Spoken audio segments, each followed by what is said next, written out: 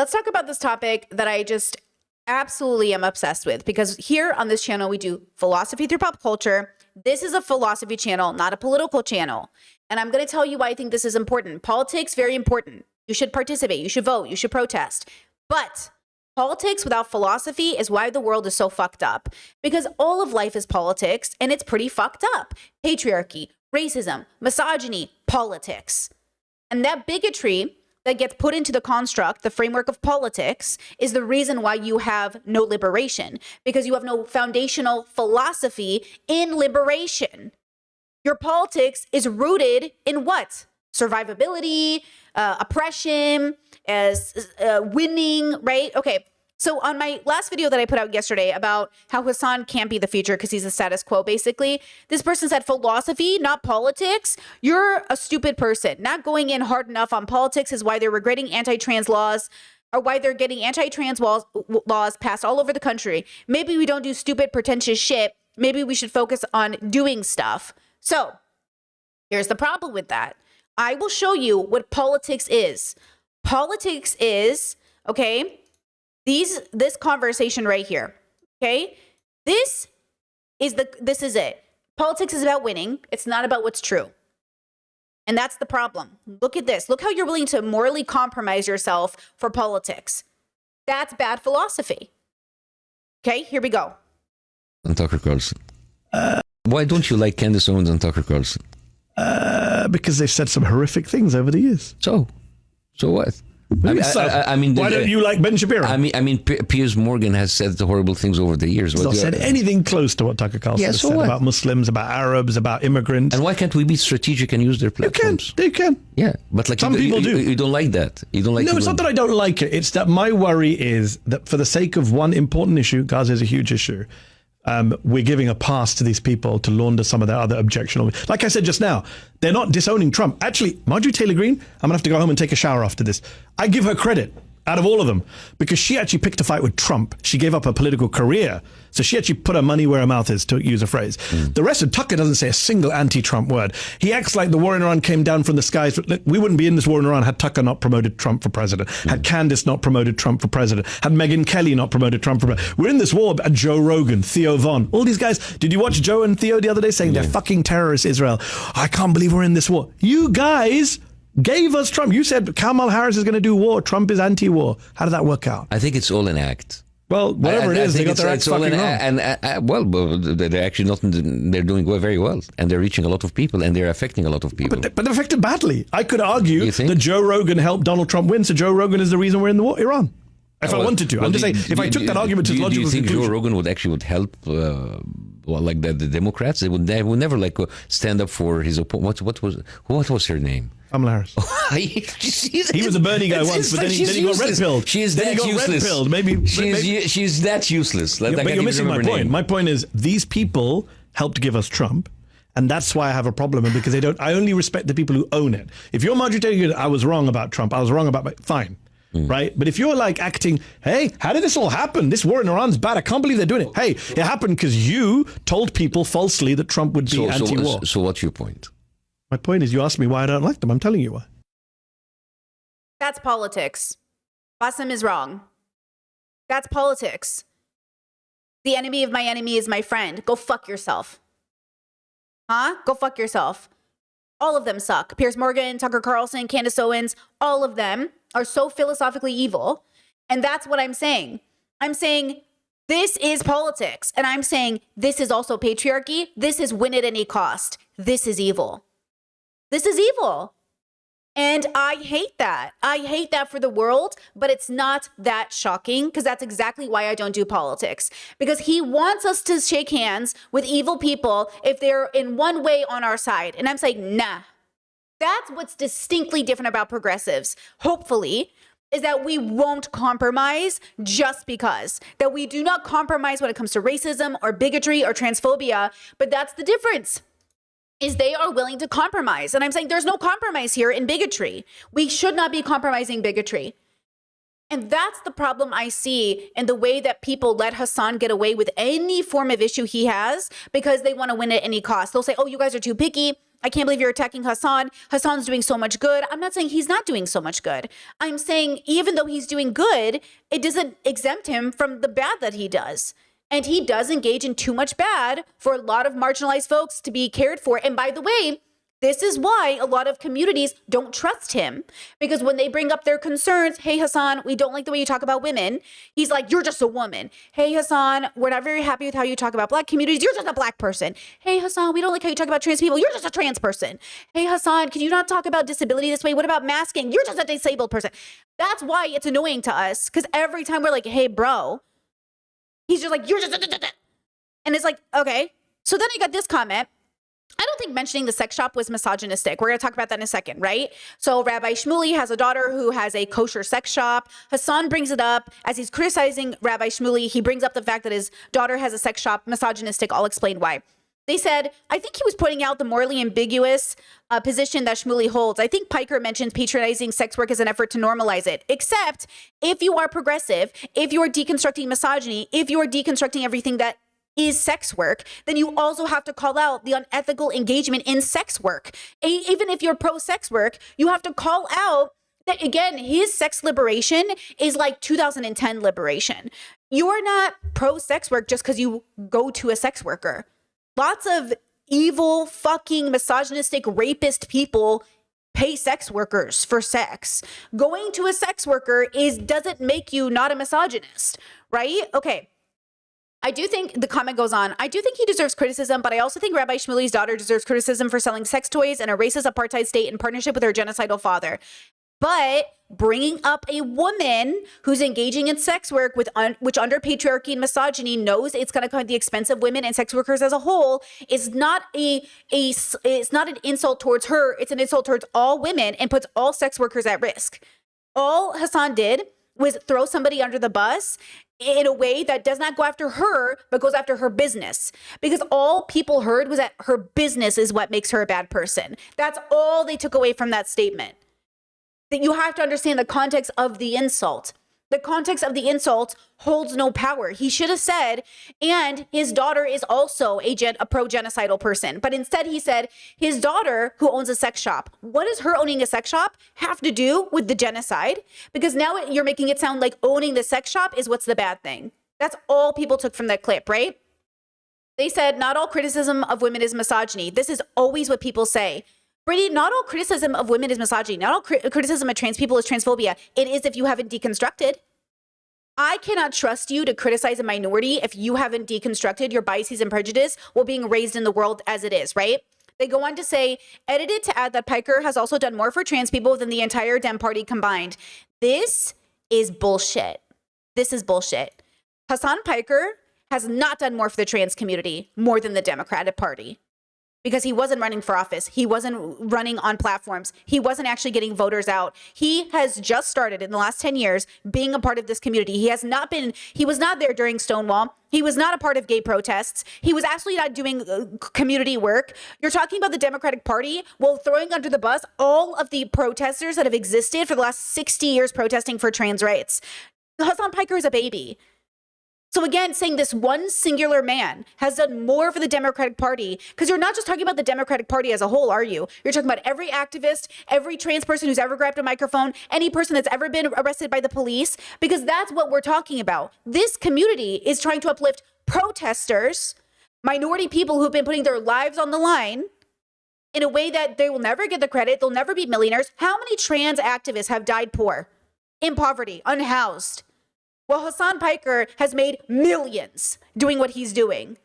So don't talk to me about Hasan Piker has done the most for trans communities when there are trans people fighting for decades and they're never given the same amount of credit. Don't even come at me right now, okay? So then they go on to say, so the framing him that he's terrible towards LGBTQ people is incredibly irresponsible for the community. That's not what I did. But you see how you're siding with a straight cis man rather than a queer gender fluid person? You see how when I talk as a queer gender fluid person, my voice is less important than Hasan's? Because he's more famous, because he's popular, and because he's rich. You see, I keep saying it, that the misogyny at play here is that Hasan gets all the credit as if he is not standing on the shoulders of all the people who have come before him. as if he is not exactly the status quo.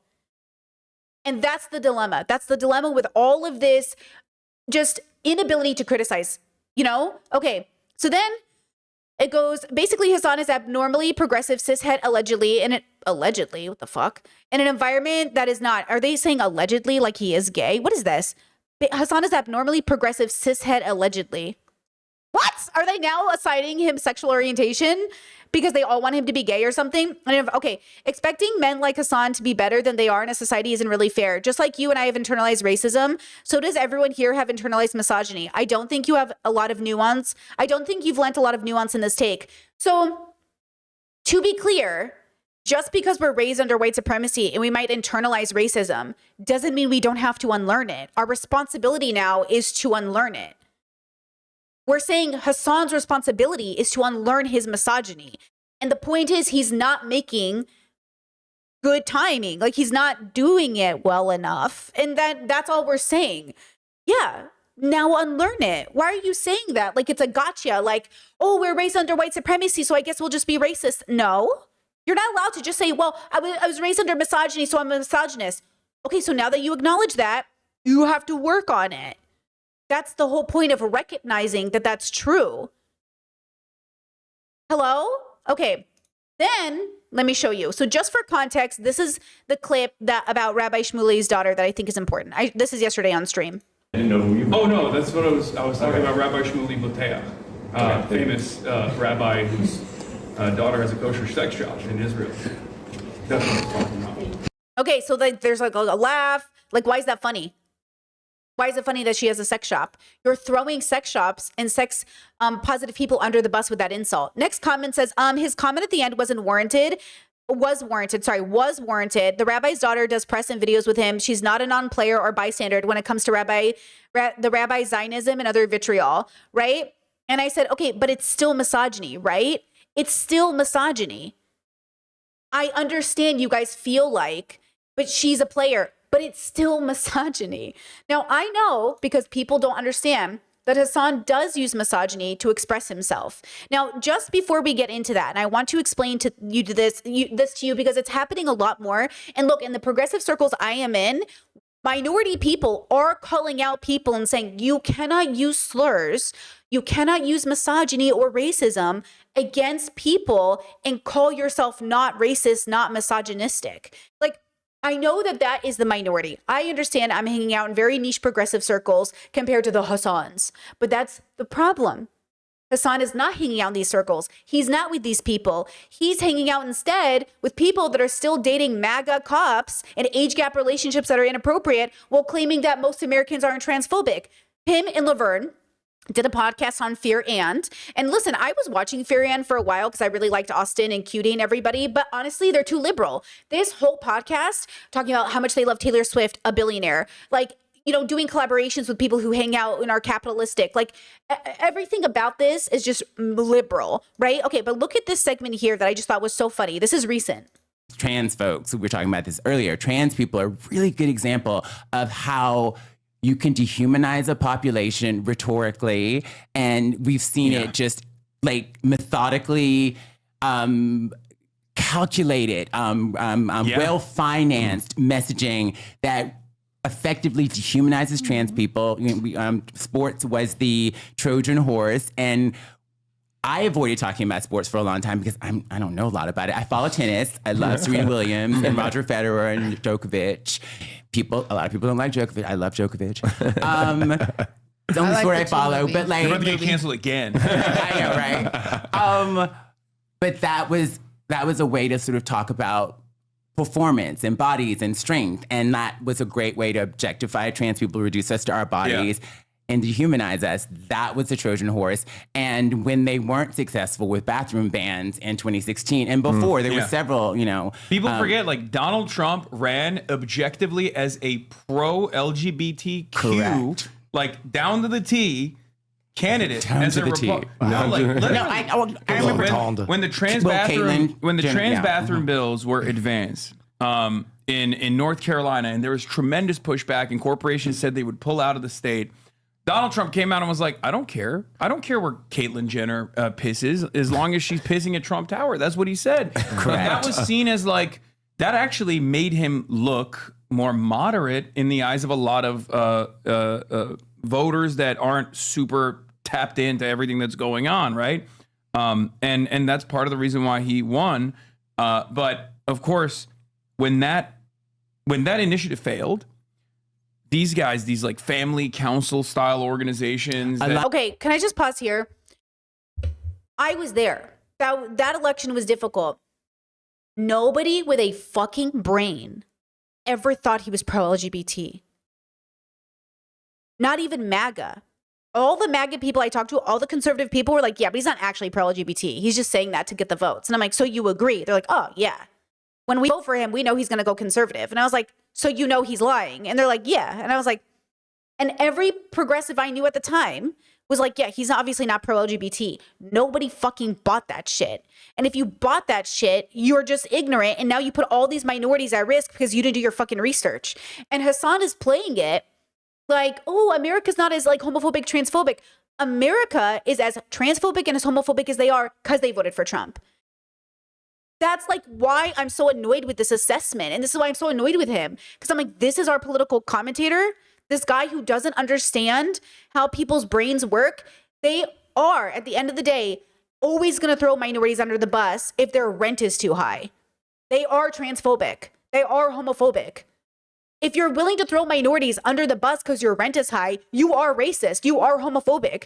You are you know what I'm saying? Like, your rent getting high doesn't then allow you to be bigoted. Alliance Defending Freedom is the biggest culprit. Obviously, they work with Heritage Foundation, but the Alliance Defending Freedom they're all globally. Yeah, they went back to the drawing board, and we were just talking about this earlier. But the New York Times did actually, for one of their only decent pieces of trans investigative work, was this, where they went back to the drawing board and they found. And this has been my theory for years. So I, actually loved seeing it backed up with real investigative reporting. Americans are actually not transphobic in the way that the Republicans are. Like, by and large, most Americans, I think it's like 60%, will always say trans people are unfairly discriminated against, right? And they'll follow it with, but we don't care because our rent is too goddamn high. They'll also say that about black people. Oh, black communities are definitely discriminated against, but we don't care because our rent's too damn high. What does it matter if they say out loud in casual conversation over a hot dog that, yeah, people have struggle? It doesn't matter, because when they can't pay their rent, they will throw these people under the bus, which is why I say you have to do the right thing. Even if it's hard, you have to do the right thing, even if nobody else is doing it. Your values say, it doesn't matter if I can't pay my rent. I'm not going to throw these people under the bus. Now we're not going to be able to pay our rent together. But white people, especially white liberals, are more than happy to throw minorities under the bus when their life gets hard. So for Hasan to sit here and say, yes, I am the political voice, and this is his assessment, and now he feels reassured and reaffirmed. Is this not the most liberal take you've ever heard? Is this not exactly a lack of deconstruction about the psychology of human voters or American people and voters, and like not understanding that like the math isn't mathing? You can't say 60% of Americans aren't transphobic and then we have this administration and this America. It's like saying 60% of Americans are pro-black because when the microphone is put in front of their face, say, oh yeah, we like black people, when we know that's not showing up in the numbers. And again, I know this is probably painful for a lot of like minority communities, black, trans, gay, to hear this, because obviously I want our communities to be safe, but I also don't want you to feel like, hey, everyone keeps telling me they love me, but then I'm not getting hired and I'm not getting housing and nobody cares about me when I struggle, and nobody cares when we're in hospitals dying because we're being forced to have C-sections or forced to do medical care. Nobody cares when a black woman is put, as used as an incubator for a baby. Like, that story should have been so much more viral. Adriana Smith's name should have been famous, and nobody cared. So for Hasan to sit here and get up here and say like, oh, don't worry, America likes you. Show me the evidence, because we're dying. People are dying out here.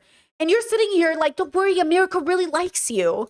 Sounds confusing. You're like, what do you mean? That's insane. Except for when you pair up transphobia with two key issues, right? Protecting children and also sports, which is Fairness in perceived as sports. like, which is perceived as like the last bastion of meritocracy in this country. So they actually went back to the drawing board and focus tested these messages. They realized that if you just directly attack trans people and say trans people are gross or weird, or they should, not use the bathrooms that their gender corresponds to, people were like, yeah, that's odd. Why are you singling out trans people? I don't really. People said, yeah, I agree with that. Trans women in sports were just banned. They just did a whole thing. They just banned trans women in sports recently. Like I understand he is living in la la land. He is living in such a bubble. We all live in bubbles, but he's in la fucking land. Okay. This was posted 2 weeks ago. 2 weeks ago, the Olympics just banned trans women. Don't you get that the only reason that works is because people are transphobic? Don't you understand that there is no sign that America is less transphobic? I don't understand how he got here. I don't really understand it, but I also don't think we should be this unfair to them. But they don't care. When you pair it with like protecting children and sports, all of a sudden it's an 80-20 issue, as they love to say, right? And many people retreated from that conversation. They allowed the hundreds of millions of dollars in messaging campaigns to just completely dominate the collective consciousness. I was not one of these people that entertained it at all.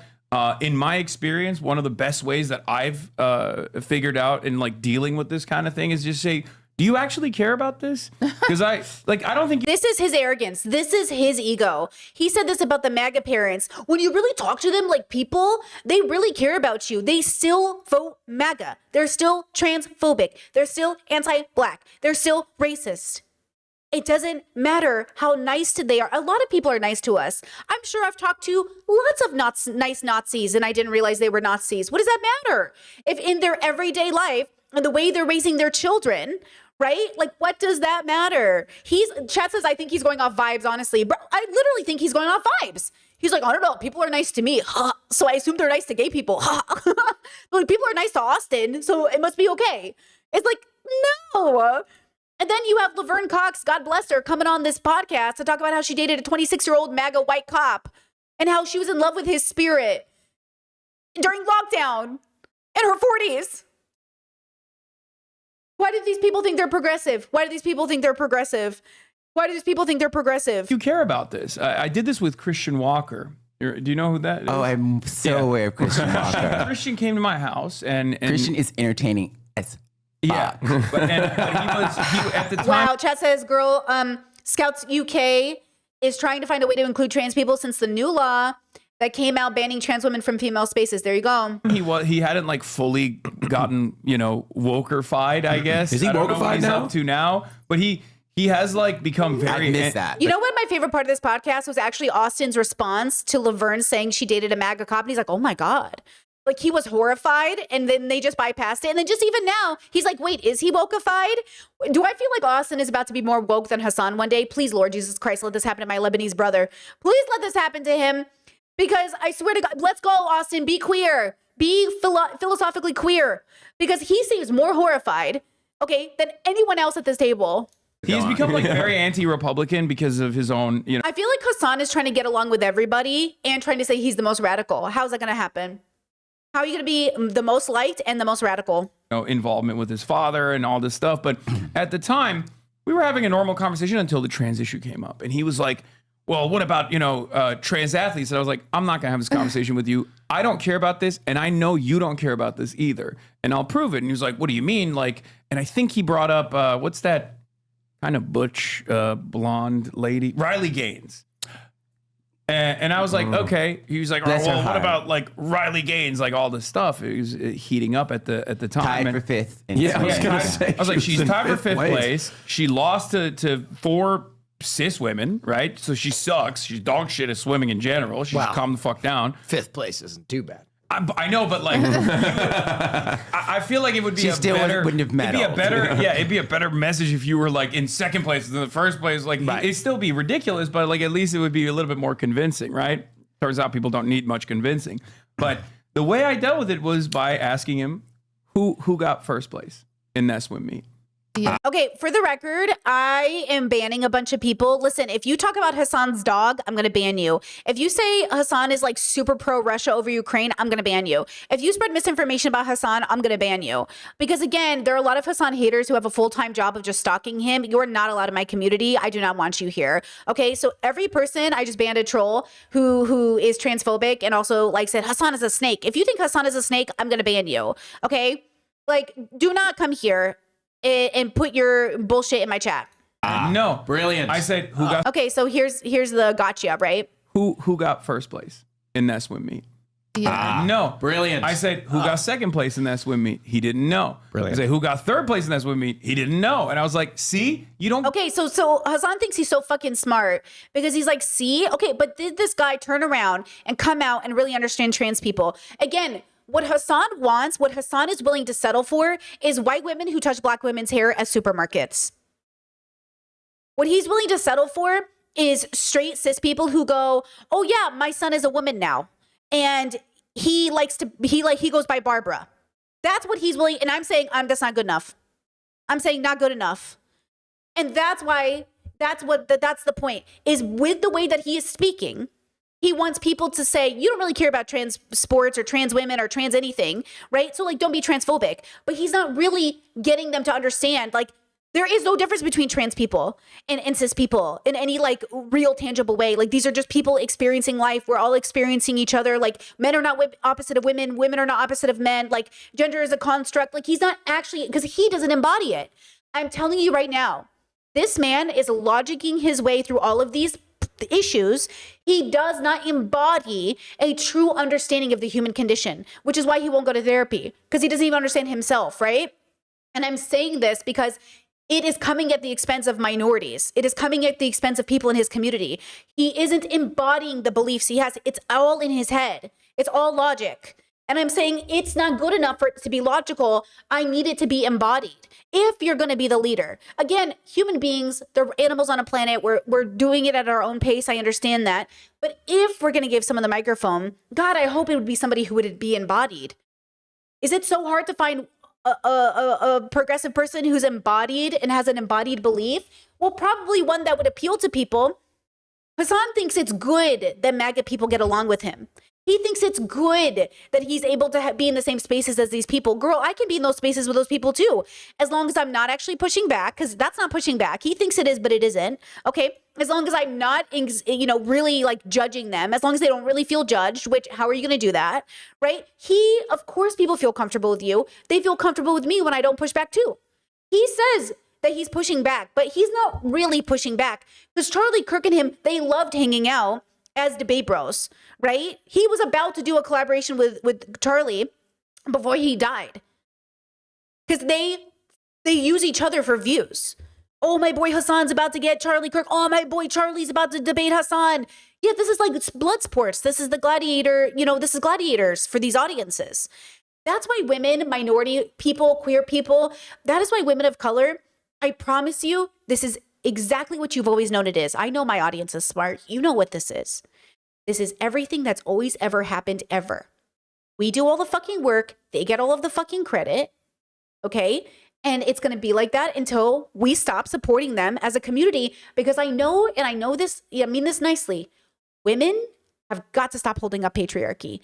And anytime you are more of a fan of Hasan than 5 other women you can name online, you are participating in upholding the patriarchy. Because this man does not have your best interest in mind. He has his best interest in mind, which is at any time it's convenient to throw women under the bus, right? At the expense of everybody else. And I'm saying this is the problem. And it's been the problem. We know this has been the problem. We know this isn't different than anything else. Why do you think in so many ways we talk about fatherless homes and fathers not being there and fathers just want to leave their kids and these women this and this women that? Like, because women will sit here, stay with their families, raise their kids, and still be called single mothers who didn't show up enough. And these men will be like, oh, these fathers just couldn't be in the home. You can't do anything right. You literally cannot do anything right. And then all these men get credit. Why do you think these debate bros go on podcasts and call themselves single fathers? They don't even live in the same state as their kids, and they go around calling themselves single fathers. You don't even. Chad says, when has Hasan thrown women under the bus? I gave an example with Rabbi Shmuli's daughter. You can disagree with it, but the premise of it is throwing women under the bus. Another example of throwing women under the bus, right? Hold on. Let me just double check this. Okay. But what do I expect from, hold on. I said this, a man. I said nothing. Hasan is eating it up is disgusting. But what do I expect from a man? Nothing. Someone in my comment section was like, is that sexism? They're like, sexism much? See, if Hasan saw that clip and genuinely thought it was sexism, he's the problem. You know that's not what I'm saying. You know I'm talking about men as a structure. You know as a progressive person that is not what I'm saying. And he better agree with that, okay? He better agree with that. I'll give you an example. We covered this story a year ago. I was watching Hasan pretty regularly, and I stopped after I saw this. Okay, this was for me. I was like, I'm over this, okay? And by the way, I'm not pro-Rabbi Shmuli's daughter. You know, we're anti-genocide here. We're pro-Palestinian here. We support Lebanon and Iran's right for being a sovereign nation and their right to represent themselves, right? So, like, we're not about that. The point is, though, is regardless of how much you hate a woman, you cannot be misogynistic towards her and then think you're a good person. You can't call black ICE agents the N-word and think you're not anti-black. You don't get a pass. There is no pass, okay? Here is an example. So we're going to do Brit Inception times 3. There's 3 Britneys on the screen right now, okay? It's Brittany watching Brittany, okay? This is bad. Now, look, I understand this was used to weaponize against Hasan by H3 Productions, and we're not pro Ethan Klein either or H3 Productions. Okay, look, I was trying to be so empathetic, so sympathetic to Ethan, to Hasan, to all these debate bros, but none of them ever get better. So just to be clear to my audience, this is a safe space for minorities. It is not a safe space for these men, these millionaire men, okay, in their positions of power who do absolutely nothing to get better, to feel safe when they are throwing us under the bus constantly, okay? Here's the clip. I'm gonna stop talking. At least Patrick Henry College is like doing one good thing, which is that like if you have these millionaire, billionaire, WASP fail sons, at least taking them out of other colleges so they can only do date to other billionaire, millionaire failed daughters is like, in some respects, you know, from a utilitarian perspective, of course, a little bit better. You know what I mean? Like, Okay, so here's me. I'm President Brittany talking. It's a joke. It's a misogynistic joke. It's a rape joke. He made a rape joke. He made a rape joke to own the utilitarians, to own the Republicans. He made a rape joke. No, you can't do that. Okay? And I get it. You can make a lot of other jokes. You could have said a lot of other things. You could have done it a lot of different ways. I am not taking him in bad faith. I'm not saying Hasan says Republican women should be raped. I'm saying he's trying to make a point by using women, by throwing women under the bus. And I'm saying stop joking about rape, like in this context especially. That's what I'm saying. I'm saying you can't do that. And I think his audience and Hasan thinks he is allowed to do that. I think they actually do think they're allowed to do that. I think they think because he's doing it to a fascist or a bad person, he's now allowed to do it, which is not abnormal. Lots of people believe this. And I'm saying, no. I'm saying you can't do this. Okay? And I know in the progressive bubbles we're in, we've already had a lot of these conversations. You can't call gay people the F slur because they voted for, you can't go around calling Blair White transphobic slurs. You can't do that because it's just, you're using transphobia against a marginalized person to own them. No, you can't do that. You can't go, you know what I mean? We already talked about the ICE agent. You can't do that. Okay? You can't do these things. I know you think you can, but you can't. Okay? And it's not justifiable. I think patriarchy trains men to think violence is okay if they're doing it for a good reason. And I'm saying, no. Okay, this person said, 34 minutes into my video, they said, but you know, the chances of that happening are very slim. Someone said, why do you think so? And they said, I don't have to tell you. It's pretty obvious. You can see for yourself. I'm going to see, guess what they're talking about, right? I'm sitting here like, what are you talking about? They said, but you know, the chances of that are really slim, right? This is what they're talking about.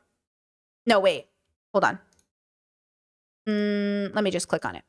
could not. It is this. him. I watch him. No, it's this. Genuinely would be mortified if a man in my field said this about me. Okay.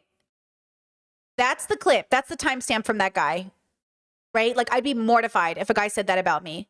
Here's the full context. All the time. It's Hasan single. I know that Hasan is someone everyone wants. Okay, this can't get back to her, but she's so fucking hot. It's crazy. Anyway, when I found out that this can't get back to her, but she's so fucking hot. It's crazy. Anyway, when I found out that she's 53 years old, I could not. I just genuinely would be mortified if a man in my field said this about me. So the commenter is using misogyny towards me and or sexism and or just saying I'm ugly, right? To prove the point. So I'm making a very serious point about workplace expectation and decorum. And this commenter's reaction to me is to say, like, that's a very slim chance somebody would say this about you. You know what I'm saying? That's the misogyny. So I'm not saying this commenter, represents Hasan or something, but I'm saying, like, that is the misogyny that I'm talking about, right? Okay, then look at this. Okay, check this out. So you remember yesterday I showed you on stream this video with Hasan, Phineas, and Pokimane talking about the 27-year-old gay guy whose dad is dating a 30-year-old who he met at 25. Dating when he was 25, which is very important because I feel like that's when the problematic age gap problem starts to like. And you remember how all three of them were pretty indifferent to it, and Hasan kept saying, well, your dad's like newly gay, so maybe the rules are different. And Pokimane was like, well, the dating is like, the dating circle's really small, so it is what it is. So remember, his dad is in his 60s dating a 25-year-old, or was in his late 50s dating a 25-year-old. And they were like, well, maybe it's not that big of a deal. Okay, so here's a video posted. I think this was posted in December, but it might have been filmed a little prior to that. So it might be like within the last 12 months. Here's the same scenario, only the dad is older and it's a 25-year-old girl. Okay, and look at how they react differently. Now, this is vanilla, to be fair. This is vanilla and chat and adapt. I don't know who adapt is, but this is vanilla with Hasan. But look at the difference in how they respond. Yeah, And I feel like he's going to retire the jersey eventually. if you told him there's no way that he's unable to see it from your perspective, Hub, that would be weird. That if you're introducing me to someone who you're like considering pursuing a real romantic relationship with, Yeah. and they're my age, And you don't think that's weird? that's Yeah. fucking weird. Yeah. Like, Yeah. you know what I mean? Like, there's no way he can't see that. And if he can't, then like you said, that it might be time to like No, I think it's dub it. having an honest conversation with your dad is definitely healthy in this situation, especially because like you've already set up a boundary. Oh, yeah, Hasan hangs out with face people. Chat says adapt is an OG face member. Hasan hangs out with face people who are incredibly homophobic and racist. Are they the group who says the N-word all the time? Like, are they the group who says the F-word all the time on stream, and not because they're part of the communities, right? They're not using slurs as like reclaimed. They're, you know what I'm saying? Isn't that the same group? Yeah. So he hangs out with those people, right? Mm-hmm. For yourself, and if he's already violating that, I mean, it seems like he's violated it even before the fact that Yeah. like he's now going after women that are around your age. So it's perfectly valid for you to have a conversation with him, an honest conversation, and be like, listen, you're 60 plus years old. Like, don't you want something sustainable? I feel like you've tried this a lot and it hasn't worked. Like, what are you getting out of this? You're not getting anything healthy out of this. Like, you need someone to take care of you. You need someone to have like a sustainable, healthy, long relationship with. So obviously, like, if you keep doing this, like, I feel very uncomfortable. I might not be the person that will be there for you at that point, because I've it's caused me to think less of you. Yeah. You know? Set that boundary. Yeah, that's Yeah. very helpful. Thank you. It's just interesting that when the gay guy when the guy called up about his dad dating a man, the response was, he's gay for the first time, let him have fun. And now when there's a girl calling up, they're like, oh, that's fucked up, that's gross. It was fucked up both times. So part of it is infantilization of the woman instead of the protection of the young person. So now they're playing gendered politics. Now they're concerned about the young woman because she's a girl and not the young man, as if he doesn't also need to be protected. And then on top of that, it is a form of like, you know, it is like one dad is more disgusting. It's both gross. So like, I think that's the problem with all of these conversations, is that if you haven't deconstructed gender enough, you're not recognizing the problem with age gap relationships is not the gender, though there's a level to this. Now, to be fair, I think and I'll add a caveat because I was mulling over why they might think this is different. So here's some theories.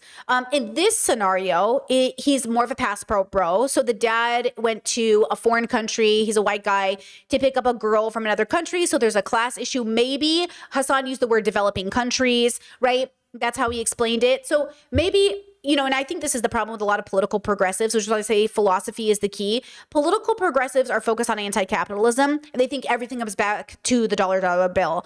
But I'm saying this right now, even if you eradicated capitalism, fathers would be raping their daughters. So it's the philosophy that is at the foundation of the struggle of humanity. You keep forgetting that money is not the only reason humans suck, okay? So even if we had housing and education and all these things, we would still have rape and incest and horrible situations occurring. So I think sometimes progressives, because they're so anti-capitalist, and especially Hasan, I think he's so obsessed with focusing on this, even though I don't even think he's that much of a progressive in terms of being anti-capitalist enough for me. But okay, whatever. I get it. What do I know? Okay. So there's like this issue here that I think people forget. So philosophy has to be the foundation of your rights and wrongs. Philosophically speaking, I don't think it is ever correct, regardless of gender, for 25-year-olds to be dating people in their 50s and 60s. Okay? I don't think that's good. So there's no conversation to be had about like who's gay and who's straight and who's whatever. What does that matter? No. Next. The fact that they hesitated, the fact that the answer was different. Now, maybe, and I'll give some like credit to the fact that I change my opinion every 6 months because I'm always growing. Maybe his opinion's changed, except that disgust response, or him saying I was disgusted at the age gap, was before. His more recent collaboration 4 months ago, he wasn't disgusted with the age gap. Oops. So he didn't even grow in the right direction. He grew in the wrong direction. Okay? So that's the dilemma with all of this. It's like, what are you doing? Now, I want to show you something that is going to take us back to my childhood. Do you guys know who Al Franken is? Do you know who that is? You probably don't, because why would you? He's old. He's 74 now. Al Franken was a comedian. You probably knew him. He also was a very famous Democrat. Okay? He even went to Harvard. Whoa. And he was a senator. Okay? This was my childhood, right? This is my childhood. This situation with Al Franken was so scandalous. He had to resign. And I want to show you a story from 8 years ago where they talk about it. And I want you to remember, he was loved by the Democrats. We all thought he was so funny. He was doing comedic skits. He was the guy. He was a Democrat. And then, boom. Okay, this is how I see all men who aren't consistently deconstructing. We're not holding you to be perfect. We understand we're raised in a world, but I'm saying you have to keep getting better, because it doesn't matter how good you are if you're not getting better. So look at this video.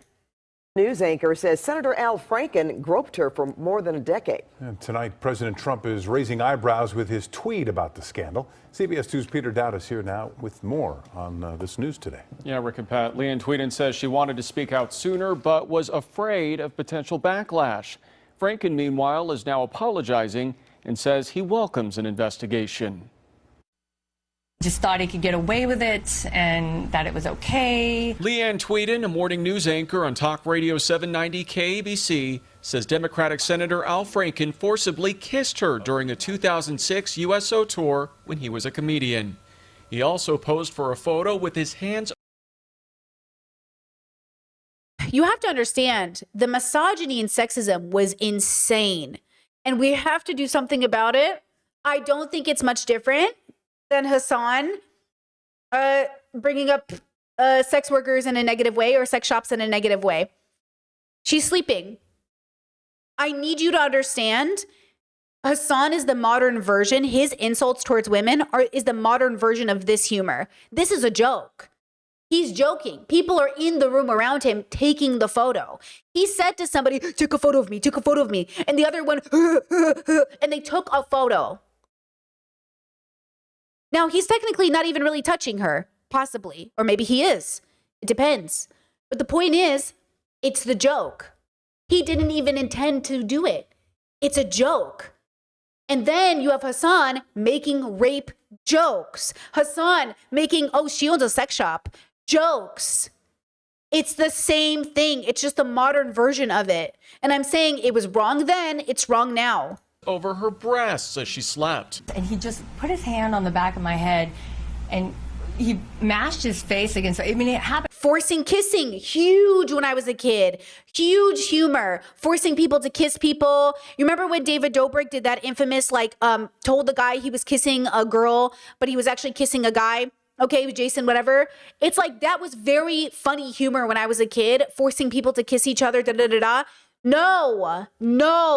And so fast, and he just mashed his lips against my face, and he stuck his tongue in my mouth so fast. I remember I pushed him off with my hands, and I just remember I almost punched him. Tweeden says the incident happened when Franken forcibly kissed her during a rehearsal. More than a decade later, she still feels betrayed. I was afraid to speak out 11 years ago. I wanted to say something, and there were people around me who said, oh my God, you will get annihilated and you will never work in this town again. And I was afraid of that. Now she says the tide has turned and she wants to help other women speak out sooner. Franken has apologized, releasing a statement that reads in part, I don't know what was in my head when I took that picture, and it doesn't matter. So for the record, when Hasan says, this can't get back to Laverne, but she's so fucking hot, what do you think that is? What do you think it is when people go around saying, oh, everybody wants to fuck Hasan, everybody wants to fuck him? Hello? Can we please be professional and lock the fuck in? We're at work right now. Can we please go do this at the club later, girls? Are we not working? Am I not getting paid right now? Don't you get it? You all sitting here, him talking about, you can say, oh, you're not coworkers, you just work together. Oh, she's a guest on the podcast. She's an actress. Hello? There's no excuse. I look at it now and I feel disgusted with myself. Okay. It isn't funny. It's completely inappropriate. I am asking that an ethics investigation be undertaken, and I will gladly cooperate. And then he resigned. As he should have. That's the point.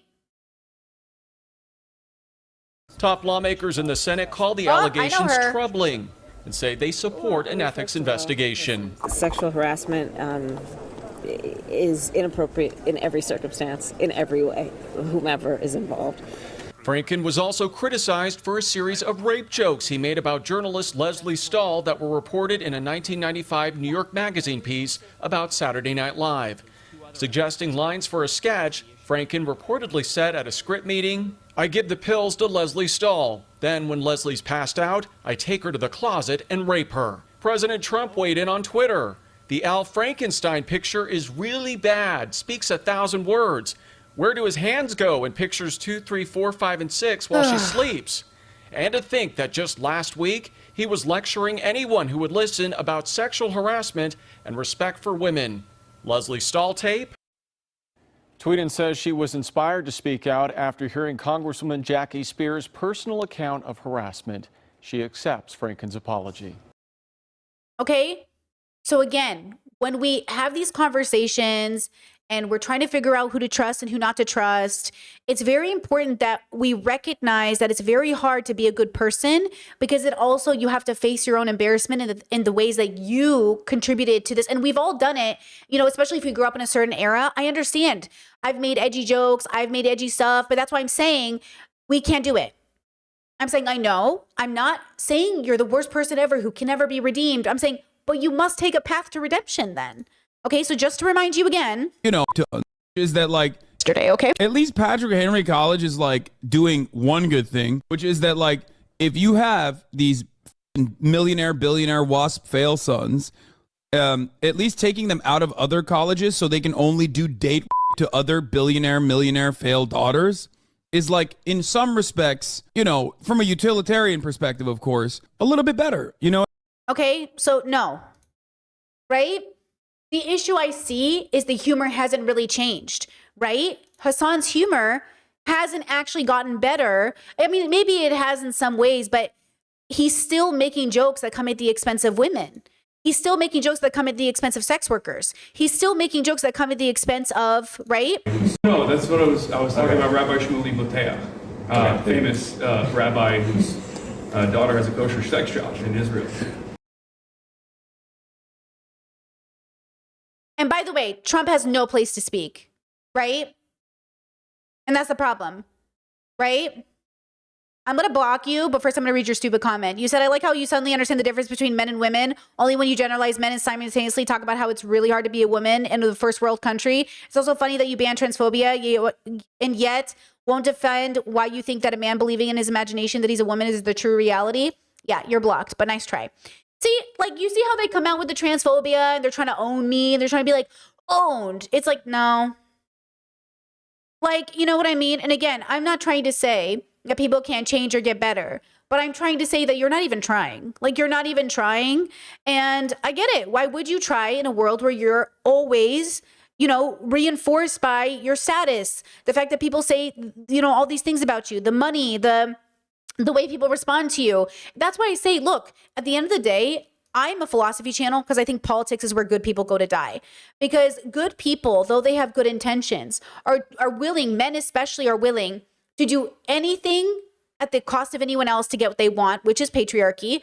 And I'm saying that framework needs to be dismantled, which is why this conversation was so horrible, right? This one here. Why don't you like Candace Owens and Tucker Carlson? Because they've said some horrific things over the years. So, right? And then he goes, so let's use them. Let's use their platform to push our agenda. And I'm saying that's what Hasan is doing with these Democrats. Hasan is more like Bassem than anyone else because he is saying, yeah, like, let's use their platform. Let's talk to Charlie Kirk. Let's talk to Asbin. Let's talk. And I'm saying, no. It's very Trump. It's very how Trump, if you like Trump, he likes you. If you're willing to collab with Trump and have a good time, he likes it. And that is patriarchy, the framework in which men are told at the expense of everybody else, I will do the right thing. Look, all my life we have been arguing, right? All my life we've been arguing, if killing 1,000 people but save 5 million people is good. And it's like, why are we killing anybody? Don't you love how every philosophical quandary in terms of like the sanctity of life is always murdering 1,000 people? And it's like, how about what can we come up with solutions that don't murder 1,000 people? You know, but they can't because we're raised in such a violent world. The only solution a lot of these men have is, well, people are going to have to die. Have you ever heard that? People are going to have to die, Brittany. It's just people are going to have to die. No, right? Absolutely not. Again, I know it's really hard to tell the difference between sexism and misogyny and all of these other layered things. And I know people think they're using good arguments to like prove points. But the point is that, you know, the bar is in hell as it is, right? Look at this comment here. I think Hasan is extremely respectful towards women. Extremely? Like extremely or kind of? Why would you say this man is extremely respectful towards women? As he's saying like, oh, she's so fucking hot. Rape joke here. Like, throws women under the bus who has sex shop. You know what I mean? Like, why would you say extremely respectful towards women? Like, are you sure? Like, you know, is that like extremely, you know? I mean, I don't know about that. You know? Again, I am not trying to say that Hasan isn't redeemable or that he doesn't do good things. But I just think it's interesting that we keep talking about how progressive we are and how we're deconstructing and da-da-da-da. But I don't think the data shows that. I think if we're talking about strictly data, I don't have the data for that. I have a data of a cis man, a straight man, getting on a podcast or in front of a microphone and saying Americans really aren't transphobic the way we think they are. And yet trans people have to deal with getting their licenses taken away, their IDs revoked, their passports changed. If America wasn't as transphobic, like Hasan thinks, then what the fuck are we dealing with here? You have to understand, and this is what minority people have said forever. And look, this is what I had to deconstruct. Because yeah, I wanted to believe that too growing up. I wanted to believe like America's not that racist, or America's not that transphobic, or America's not that misogynistic. Like I also wanted to believe this. I just can't believe you still believe it in 2026. How does he still believe this in 2026? Wasn't that the big pop, the big realization that we all came to was like, oh my God, like, oh, we literally thought, we didn't know. And now we're like, how did we not know? It was so obvious. But Black communities have been saying this the whole time. They knew. Trans people knew. They've been saying this the whole time. They knew. Okay, queer people knew this the whole time. They were saying it. And then the rest of us who are growing up in these privileged bubbles, even as gay people, even as Black people, even as, we were like, no, it can't be that bad. And I thought the whole point of being progressive, and I think it is, I do think it's true, is to have the realization like, oh, the world's kind of a bad place. It's kind of a great place that's a bad place. But oh, right? Like the world is very racist and guys, the global anti-Blackness is shocking. I mean, obviously I know I'm saying shocking in the way that conveys to people they should pay attention. Okay. It's shocking. It should be shocking because you're taking it for granted. You are literally taking it for granted. We were just talking about, my partner and I were just reviewing, we were taking quizzes. We were having, I don't know, cute time. And we were taking quizzes about world history.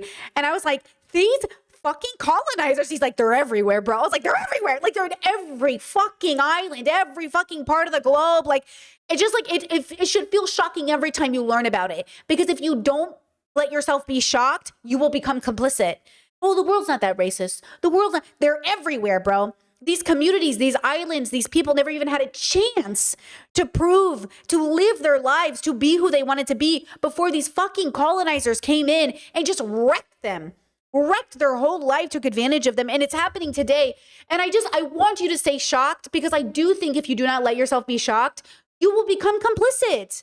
You will just become complicit in it. You will think you're exaggerating. It's not that big of a deal. And trans people are fine, and Black people are fine, and women are fine. And it's like, no, you are not shocked enough for me. And I know as minority people, it probably feels really exhausted to see what looks like a non-minority person look shocked for the first time, but I don't think you should stop being shocked either. Maybe not surprised. I'm not surprised, but I'm shocked. And I want kids to see me being shocked so they don't become apathetic either. Because right now, like, we're not shocked enough. And that's the problem. So imagine Al Franken had done this thing, right? Had done this horrible thing to this woman and nobody was shocked. Imagine that they saw this photo, which at the time somebody did. Somebody took that photo, somebody participated in that photo, and it wasn't considered shocking. By the way, she was asleep. She didn't consent to this photo. She didn't think it was funny. And that's why I say a lot of patriarchal humor comes at the expense of the minority, right? And I see this even, bringing up the FaZe Clan before. From my understanding, even though there are Black members of the FaZe Clan, often the humor is at the expense of the Black members of FaZe Clan. That's why I remember it so distinctly, that even though they feel as boys like they're friends and it's funny, it's still in public. It still means the public is going to treat your Black friends the way you treat them. And maybe in private, it's not anti-Black, but the anti-Black part of your audience will then say, yeah, I'm going to make fun of them too. I'm going to make fun of them too. And I'm saying you can't let the internet make fun of your friends who are minorities the way you do, where it's safe. So even if it's safe with you, it's not safe for the internet to do it.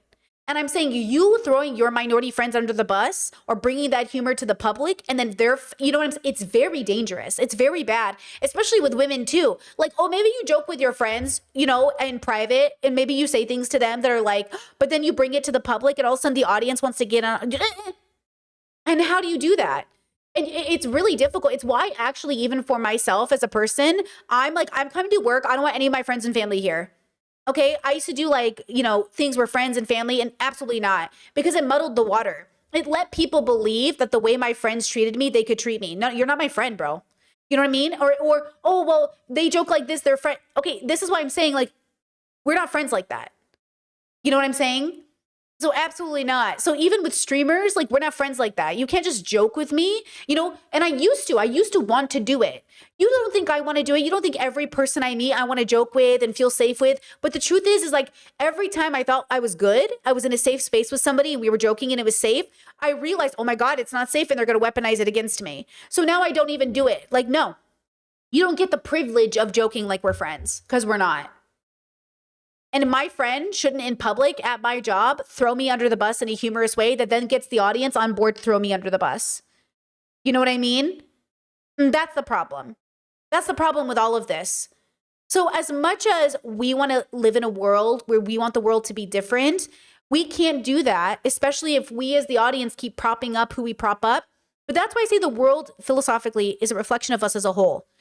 We are all complicit. Even me, even you, even Hasan. Okay, so the reason I use Al Franken as an example is I want to show you that this is very, this is very similar. Now, chat says, should Hasan resign? No, Al Franken was a senator.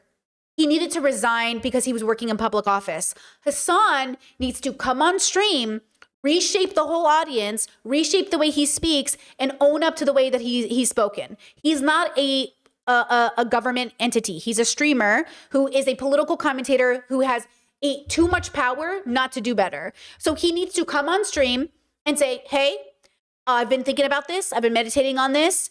I realize I got a lot to work on. I've made a lot of mistakes. I honestly have allowed a lot of misogynistic jokes to leave my lips, and that's my fault, my responsibility. I should never have done that.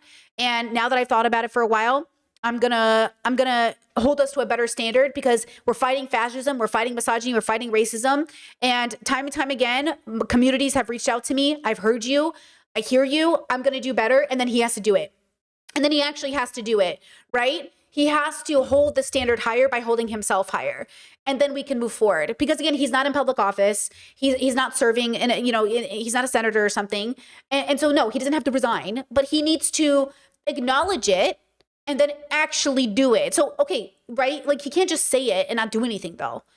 So it's not like, again, this is my rule of thumb. If any person sees my content, especially people I respect, and especially progressive minorities see my content, and they in any way truly feel like I am not doing a good job or they don't feel safe here, I respect the fuck out of you for leaving. You are not beholden to me. You are not obligated to be here. You are not wrong for feeling slighted. There's a chance I could have done something, right? Right? But Hasan doesn't do that because I do think he feels entitled to your viewership because he does think he's doing the most, which is very patriarchal, right? It's an entitlement that comes with patriarchy that says, hey, I'm doing so much. I'm putting my life at risk. What do you want from me? More. Always more. Okay? Always more. And that's my rule of thumb, And look, I've grown, I've changed. My audience knows they've come in, come out. A lot of people have also come back and said, oh my God, Brittany, thank you for, holding yourself accountable and talking different and banning certain words from chat and growing. Like I've seen the growth in you. I'm like, dope. Can you see the same thing for him? Now, and I will say one last thing, and this is really what's difficult, is when you don't philosophically embody the change, okay, it is really hard because a lot of people aren't. A lot of people are grifting. Like Bassem says, like, oh, I think a lot of people are acting. Oh, they're acting. Exactly. And you're acting. And now I can't trust you. And now I can't trust anybody who's playing some fucking game, right? Because now you're admitting that there's a game being played. And I'm saying the thing is Hasan won't admit the game's being played, but I think he's playing it. If I know anything about this bubble, I think he is playing it. And I think you can see it with the way that he won't change. He hasn't shown any change, right? Now, I'll say this. I was in L's chat yesterday, the vegan gays, and GAZ. I was in her chat yesterday and I just wanted to reinforce and reaffirm in her that her work is meaningful because I know, when she talks about these issues or even talked about Hasan, like people really just attacked her. Like Hasan fans attacked her, Hasan haters attacked her. Like she's a vegan and they're too stupid, these audiences. She's a lesbian. They're too stupid, these audiences, okay? And apparently she might be even autistic. They're too stupid, these audiences, to see the way they're entering this woman's chat and then destroying her because they think she's some fucking op. She's a vegan. She's philosophically vegan. She is trying to promote vegan values. So when she talks about your outrage over Kaya possibly being zapped, she's saying, why are you outraged over the zap and not outraged over eating animals? She's making a point based on her bubble of her philosophy, but because both Hasan haters and Hasan fans are stupid, because you are stupid, you don't know the fucking difference, okay? And I'm saying there's a point here, okay? She's making a very important point here, okay? But even progressives aren't vegan. Progressives are literally not vegan en masse. So she's still the minority, and she's a lesbian. There's layers here, right? I saw her and I went, no, she's making a great point. I see it, right? Yeah, there's something here that's really important. And I also reinforced in her yesterday, I told her, hey, girly, like your work does do something. It popped a bubble for me. I said, I'm a year into being plant-based, right? I'm making this effort. I'm making these decisions. And I wanted her to know that like her work does matter, you know, in the same way that I think my work matters. We're not here to change thousands of minds. We're here to give you the tool to change your own. We're here to give you the tool to change your own mind. If not us, somebody else. But, you know, we're living in a world where a lot of progressives, they haven't even started. A lot of progressives are also huge over consumers, right? That's why I showed that shopping spree Hasan went on, where he was like, oh, I bought this from Amazon. Why are you shopping at Amazon? Why are you shopping at Amazon? I haven't shopped at Amazon. We're not shopping at Amazon. Unless it's an absolute emergency, which Hasan is rich enough for it never to be. You know what I'm saying? Why are you shopping at Amazon? It's like, you know, the point of no ethical consumption or capitalism was for the poor. It wasn't for the rich. It's not for the rich. It's for the poor. It's for people who can't afford but to shop at Amazon. It's not for people who make millions of dollars. You know what I mean? So all of this to say, I think the future is progressive. I think we have so much more to work on. I'm so excited for the future, right? I'm just absolutely excited for it. I'm excited because of these women, they, thems, he, hims, you know, all these people who are doing so much work to really question not only themselves, but the world around them, the people who are reading the books and making the effort and staying in their lanes. I think this is also important, is staying in your lane. Okay, like knowing what you know and sticking to it, because I do think sometimes Hasan has a tendency to talk about stuff that I'm like, shh, you don't know enough about this, be quiet. You don't know enough, be quiet. And look, even yesterday, I practiced it myself where somebody asked me a law question. I said, you know what? I'm not a lawyer. I don't know. Because we really got to stay to our lanes. Because I think we're doing a lot of disservice to a lot of our communities by doing I call it the Jordan Peterson, where Jordan Peterson decided to start talking about climate change and things he had no business talking about. And then he stepped out of his lane and started saying things that were absolutely not true. And then it influenced millions of people. And I'm like, shush, you're not a climate scientist. Be quiet. And even if you are, you still need to question your work, right? Okay? So remember, I do philosophy. This is a philosophy channel. This is not a political channel. I engage in politics. I think you should protest. I think you should vote. I think you should do what you think is right politically. But my focus here, what I bring to the table is philosophy. And if you think there's something of value there, subscribe, stay, like the video. If you don't think it's for you, that's okay too. I do think it's the answer. I think it's what's missing from all of these conversations. And I think with the way that the world is right now, it could definitely use some goddamn philosophy.